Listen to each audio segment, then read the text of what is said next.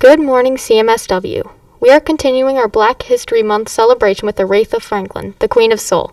You've been listening to our cover of her most famous song, Respect. Aretha wasn't just a music legend. She also raised her voice for civil rights with her signature song, Respect.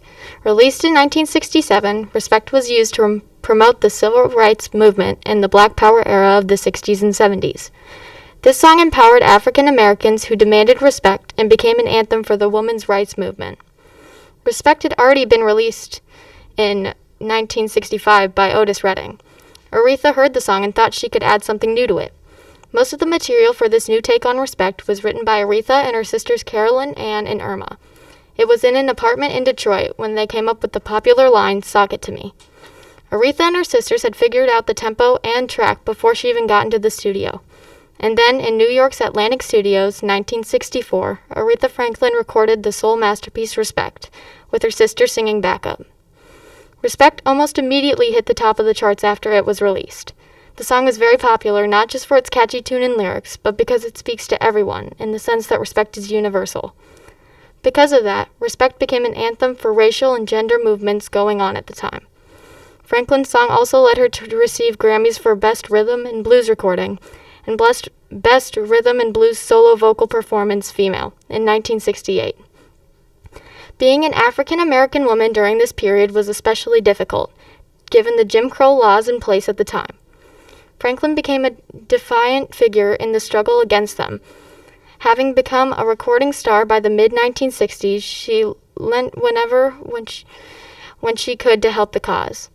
She performed at protests and even covered the payroll of civil rights activists from time to time. Her recording contract included a clause that stipulated that she would never perform for a segregated audience. Aretha Franklin came to be the first woman introduced into the Rock and Roll Hall of Fame in 1967. Her song Respect continues to empower and inspire African Americans and women all over the world, and is used in more current movements such as Me Too and Black Lives Matter.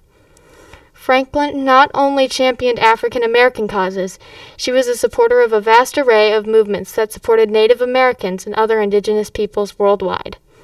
A leading light in bringing the attention to the downtrodden, Franklin would continue this attitude right up until her death in 2018. President Obama paid tribute to the life of the Queen of Soul with these words. Aretha embodied those most revered virtues of forgiveness and reconciliation. While the music she made captured some of our deepest human desires, namely affection and respect.